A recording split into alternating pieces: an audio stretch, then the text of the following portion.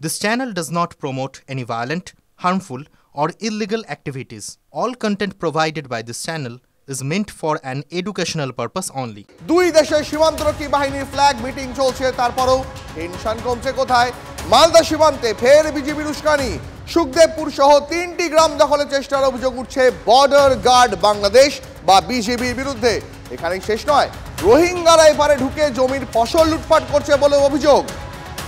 মালদা সীমান্তে টেনশন বাড়ছে, আর এই নিয়ে কথা বলবো আমার সহকর্মী সুব্রতোষের সঙ্গে। আমি যাব সুব্রতোষের কাছে। সুব্রতোষ, মালদায় চলছেটা কি? মালদায় বাংকার থেকে বন্দুক উঁচিয়ে তেড়ে আসছে বিজিবি। এত সাহস, এত স্পর্ধা ভারতের বিরুদ্ধে, যে দেশ বাংলাদেশকে স্বাধীনতা এনে দিয়েছে সেই দেশের বিরুদ্ধে বন্দুক উঁচিয়ে তেড়ে আসছে সেই দেশের সীমান্তরক্ষী বাহিনী। কি করে এত সাহস হয়? দেখো, এখনো পর্যন্ত কোনো রকম আক্রমণাত্মক কিন্তু মনোভাব দেখায়নি বিএসএফ। এই মুহূর্তে আমি বিএসএফের ক্যাম্পের সামনে দাঁড়িয়ে রয়েছি এবং এখনও এই এলাকা মানে তোমার সুখদেবপুর সহ আশেপাশের আরও 2টি গ্রাম, মোট 3টে গ্রাম প্রায় দখল করার মতো মানসিকতা রাখছে তারা এবং দলে দলে জমায়েত হচ্ছে। সেখানে যে কিছুটা অংশ জলাজমি, কিছুটা চাষযোগ্য জমি এবং তারপরে 1.5 কিলোমিটার এলাকা তোমার একেবারেই কোনো কাঁটাতার নেই।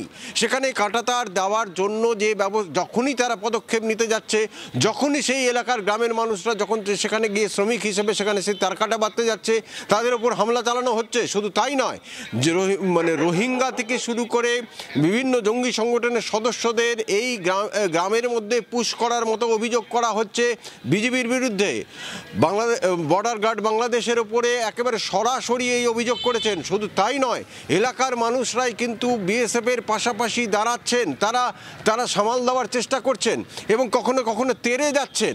কিন্তু পরিস্থিতি যা, তোমাকে দীপ কি বলবো, যে রীতিমতো আতঙ্কের এই সমস্ত এলাকাগুলোতে রীতিমতো আতঙ্কের মানে স্থানীয় বাসিন্দারা তারা রীতিমতো আতঙ্কে ঘুমাতে পারছেন না। সেই গ্রামের বাসিন্দারাই সুব্রতোষ, সেই গ্রামের বাসিন্দারাই বিজিবির এই আগ্রাসনের বিরুদ্ধে রাত পাহারা দিচ্ছেন। তারা বাধ্য হয়ে রাতের বেলায় এলাকায় পাহারা দিচ্ছেন। কি বলছেন গ্রামবাসীরা শুনুন। আমার মাটিতে করবো, আমরা করব, তাতে ওদের তাতে কি? রোহিঙ্গারা এই আটকাবের জন্য ওখানে দাঁড়িয়ে গেল, ওরা কিন্তু কিছু করতে পারেনি, ওরা তেরে তাও দিয়েছে হাঁপাহাঁপি। বাংলাদেশের রোহিঙ্গারা আমাদের কালকে গহম কেটে চলে গেছে। আমরা যথেষ্ট যেতে শান্ত চাইছি, ওরা চাইছে না। ওরা বলছে না এখানে করা যাবে না। বিএসএফ তখন বলছে তোর আসবি তো আটকা।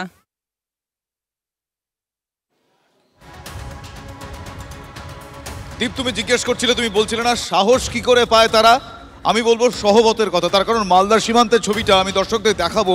মালদার সীমান্তে সেখানে পাচারকারীদের বিএসএফ যখন আটকাতে যায় তখন বিএসএফের দিকে তারা তেড়ে যায়। শুধু তাই নয়, বিএসএফের রাইফেল কেড়ে নেওয়ার চেষ্টা করে। ভাবুন, ক্রমাগত উস্কানি চলছে সেখানে, বাংলাদেশ থেকে ক্রমাগত উস্কানি। অনুপ্রবেশকারীদের আটকাতে গেলে বিএসএফের ওপর হামলা চালানো হয়।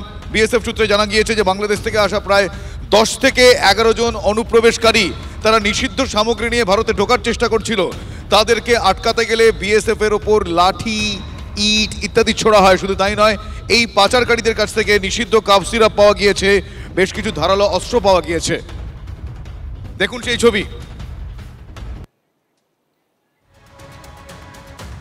একেবারে শুভজিৎ, যেখানে তুমি শেষ করলে, মানে একেবারে বাংলাদেশ সীমান্তে যেখানে উস্কানি আসছে, আর অন্যদিকে সীমান্তে ধরপাকড় সেটা কিন্তু চলছে। এবার এক বাংলাদেশি এবং তার পরিবারকে গ্রেপ্তার করলো উত্তর 24 পরগনার বনগাঁ থানার পুলিশ। ধৃত নান্নু মিদ্দার কাছে কোনো ভারতীয় পরিচয়পত্র ছিল না। তিনি দিল্লিতে কাজ করছিলেন। অবৈধ পথে বাংলাদেশে যাওয়ার সময় তাকে গ্রেপ্তার করা হয়। কিভাবে সে ভারতে প্রবেশ করেছিল এ বিষয়ে পুলিশকে কোনো সদুত্তর দিতে পারেনি ধৃত এবং তার পরিবার। অন্যদিকে আরেকটা ছবি দেখাই, মুর্শিদাবাদের ছবি। মুর্শিদাবাদের সীমান্ত এলাকা রানীনগর থেকে আগ্নেয়াস্ত্র সহ এক ব্যক্তিকে গ্রেপ্তার করেছে পুলিশ।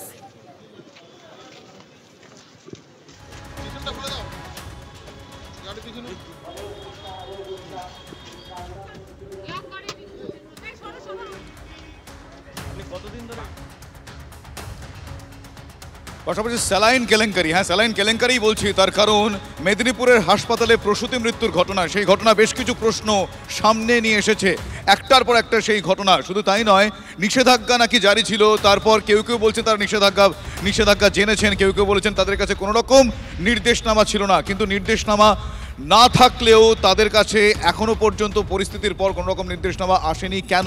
TV9 বাংলা লাগাতার সেই খবর দেখিয়ে আসছে। বৃহস্পতিবার থেকে বিস্ফোরক সেই খবর আপনাদের সামনে আমরা এনেছি। মেদিনীপুর মেডিকেল কলেজে কিভাবে নিম্নমানের স্যালাইন দেওয়া হয়েছে, অসুস্থ হয়ে পড়েছিলেন প্রসূতিরা, তার জেরে মৃত্যু হয় বলে অভিযোগ উঠছে এখনো পর্যন্ত। এখনো সংকটজনক বেশ কয়েকজন। প্রশ্ন উঠছে নিষেধাজ্ঞার পরেও কিভাবে 20 স্যালাইন সেখানে পৌঁছলো। রাজ্যের একাধিক সরকারি হাসপাতালে এই নিষিদ্ধ স্যালাইন ব্যবহার করা হয়েছে। কেউ জানেন, কেউ জানেন না, কেউ আগেই নির্দেশ পেয়েছেন, কেউ এখনো নির্দেশ পাননি, কানাঘুষো শুনে ব্যবস্থা নেওয়ার চেষ্টা করেছেন। প্রশ্ন হচ্ছে এরকম সংশয়ের পরিস্থিতি কেন? তাহলে কি সেক্ষেত্রে কেউ বা কারা শীত ঘুমে? এক্ষেত্রেও কি বড় মাথা ইস্যু? আমি কথা বলবো আমার সহকর্মী তন্ময় প্রামাণিক আমার সঙ্গে রয়েছে। তন্ময়, এই ইউনিফর্মিটির অভাব কেন? কেউ বলছেন জানি, কেউ বলছেন জানেন। এদিকে নির্দেশিকা এসেছে, নিষেধাজ্ঞাও জারি, তবুও কেউ জানে কেউ জানে না। এই অজ্ঞাত কারণ কি কি জানা যাচ্ছে এখনো পর্যন্ত? কি মনে হয়? দেখো, এখানে যেটা বলার সেটা হচ্ছে সৌরভ যখন আমাদের এই রিপোর্টিংটা করতে গিয়ে দেখালো যে আমরা 3 দিন ধরে দেখাচ্ছি, অর্থাৎ গত পরশু, গতকাল এবং আজকে স্বাস্থ্য ভবন নির্দেশিকা জারি করেছে 7 তারিখ, অথচ অনেকেই বলছেন, অনেক সুপারি দায়িত্ব নিয়ে বলছেন তাদের কাছে কোনো নির্দেশ আসেনি। এক একটি হাসপাতালের কর্তারা এক এক রকম কথা বলছেন, প্রত্যেকেই কিন্তু দায়িত্ব নিয়ে বলছেন। তার মানে কোথাও নির্দেশ পৌঁছেছে, কোথাও পৌঁছায়নি। না হলে আজকে ভারপ্রাপ্ত ডিএমই, যেটা আমরা TV9 প্রথম ব্রেক করে দেখালাম, এই মেসেজটি সমস্ত মেডিকেল কলেজের সুপার প্রিন্সিপালদের পাঠান। সেখানে পরিষ্কার করে লিখে দেওয়া আছে যে এই কোম্পানির 10খানি প্রোডাক্ট বন্ধ করুন, যেখানে পেডিয়াট্রিক মানে ছোট বাচ্চাদের একটি ওষুধ রয়েছে, প্যারাসিটামল রয়েছে, অ্যান্টিবায়োটিক রয়েছে। ফলে এইটা দেওয়ার পরই আমরা আরজি করের অর্ডারটা পেয়েছি। সেখানে আরজি কর কর্তৃপক্ষ একদম লিখে দিয়েছে যে ঊর্ধ্বতন কর্তৃপক্ষের নির্দেশে কোনো ডিপার্টমেন্ট যেন, কোনো ডাক্তারবাবু কেউ যেন এই ওষুধগুলো ব্যবহার করবেন না যতক্ষণ না ফার্দার অর্ডার আসছে। অর্থাৎ 3 দিন ধরে যে বিতর্ক চলছে, যে বিতর্কের সূত্রপাত গত বছরের মার্চ মাস কর্ণাটক থেকে রোগী মৃত্যুর পর, যে বিতর্ক উস্কে দিয়েছিল উত্তরবঙ্গ মেডিকেল কলেজের সুপারের বক্তব্য TV9 বাংলার হাতে, তিনি বলেছেন তারা অক্টোবরেই জানিয়েছিলেন এই ওষুধগুলোতে গন্ডগোল রয়েছে, অসুস্থ হয়ে পড়ছে রোগীরা। সেইখানে তারা নোটিশ করে তারা ব্যবহার বন্ধ করে দিয়েছিলেন। 7ই জানুয়ারি স্বাস্থ্য ভবন নির্দেশ দিল, তার আগে ডিসেম্বরে কারখানাটিকে স্বাস্থ্য ভবন এবং কেন্দ্র যৌথ নিরীক্ষণে বন্ধ করে দিল। তারপরেও কি করে সবাই জানেন না? তাহলে কি কোনো প্রভাব একেবারে সেই প্রশ্ন এখানে উঠছে। তাহলে এক্ষেত্রেও কি তাহলে সেই বড় মাথা, কোট আনকোট বড় মাথা তথ্য সামনে আসছে? উত্তর সময়ের হাতে। ধন্যবাদ তন্ময়। এর পাশাপাশি অবশেষে শীত ঘুম ভাঙল স্বাস্থ্য দপ্তরে। TV9 বাংলার খবর পেয়ে এবং লাগাতার সেই খবর দেখানোর জন্য হাসপাতালগুলোর কাছে ফের নয়া নির্দেশ পাঠালো রাজ্যের স্বাস্থ্য দপ্তর। রাজ্যের বিভিন্ন মেডিকেল কলেজ, জেলা এবং স্টেট জেনারেল হাসপাতালের কাছে পৌঁছে গিয়েছে নয়া নির্দেশিকা। আজ দুপুরে এক জরুরি বার্তায় পশ্চিমবঙ্গ ফার্মাসিউটিক্যালের 9টা তরলের ব্যবহার বন্ধ রাখতে বলা হয়েছে। আমার সহকর্মী সৌরভ দপ্তর রয়েছেন, আমি সৌরভের কাছে যাই। সৌরভ, স্বাস্থ্য দপ্তর আগে বানা করেছিল, তারপরেও কোনো কোনো হাসপাতালে ঘুম ভাঙেনি। লাগাতার গত 24 ঘন্টায় আমরা এই খবর দেখিয়ে গেছি। তারপর আজ ডিএমই নিজের মুখে বললেন তিনি নতুন নির্দেশ পাঠিয়েছেন এই বিতর্কিত সংস্থার তরল যাতে ব্যবহার না করা হয়। প্রশ্ন হচ্ছে সৌরভ, এতদিন তাহলে রাজ্যের সরকারি হাসপাতালগুলো কি করছিল? দেখো, এই প্রশ্ন তো রয়েছে এবং তন্ময়দা আমার সিনিয়র, সেই প্রশ্নগুলো যে বক্তব্যটা পেশ করলেন সেই জায়গার থেকে সঙ্গতি রেখেই বলি যে এই প্রশ্নটা রয়েছে, এবং প্রশ্নটা রয়েছে বলেই আজকে সকাল থেকেই আমরা সেই খবরগুলো প্রকাশ্যে এনেছিলাম যে কিভাবে রাজ্যের সবকটা মেডিকেল কলেজ হাসপাতাল, এমনকি উৎকর্ষ কিন্তু SSKMও এই স্যালাইন, এই কোম্পানির যে প্রোডাক্ট, সেই প্রোডাক্টগুলো ব্যবহার করা হচ্ছে।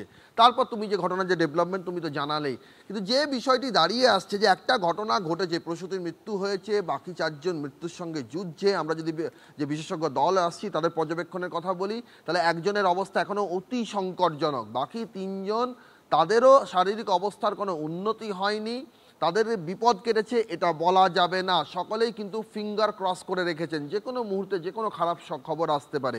এই রকম একটা জায়গার থেকে দাঁড়িয়ে এখনো পর্যন্ত যেটা সব থেকে বেশি জানা জরুরি, যেটা নিশ্চিত করা জরুরি, যে এই মৃত্যুর পিছনে কারা, এই 3 জনের মৃত্যুর যে 3 জনের যে শারীরিক অবস্থার অবনতি হয়েছে তার কারণটা কি, এখনো পর্যন্ত বিশেষজ্ঞ দল প্রকাশ্যে সেটা আনতে পারছেন না। তারা যা বুঝছেন সেটাও তারা প্রকাশ্যে আনতে পারছেন না, কারণ মাঝে স্বাস্থ্য সচিব জানিয়ে রেখেছেন যে রিপোর্ট না আসা পর্যন্ত, ল্যাব রিপোর্ট না আসা পর্যন্ত এখনই নিশ্চিতভাবে কিছু বলা হবে না, অন্য অনেক কারণ থাকতে পারে। কিন্তু যদি যে বিশেষজ্ঞ দল এসেছিল তাদের যদি ক্লিনিক্যাল আইকে ট্রাস্ট করতে হয়, তাহলে গতকালের পর আজ আরো এক ধাপ এগিয়ে বলতে হয় একেবারে। এবং সৌরভ, তার জন্য কোথাও একটা কৃতিত্ব তোমার এবং তন্ময় প্রামাণিক দুজনেরই প্রাপ্য, কারণ লাগাতার এই খবর আমরা দেখে গেছি। এবার আরেকটা ছবি দেখাই, যে মেদিনীপুর মেডিকেল যেখানে প্রসূতির মৃত্যু হচ্ছে সেই হাসপাতাল চত্বরে আজ বিক্ষোভ দেখালো এসএফআই সেই বিক্ষোভের ছবি দেখুন এই মুহূর্তে। বিক্ষোভকারীদের সঙ্গে পুলিশের ধস্তাধস্তি হয় একেবারে হাসপাতাল চত্বর, সেখানে স্যালাইন কাণ্ডের প্রতিবাদ, মেদিনীপুর মেডিকেলের সামনে এসএফআই এর বিক্ষোভ চলছে, বিক্ষোভকারীদের সঙ্গে পুলিশের ধস্তাধস্তি হয়।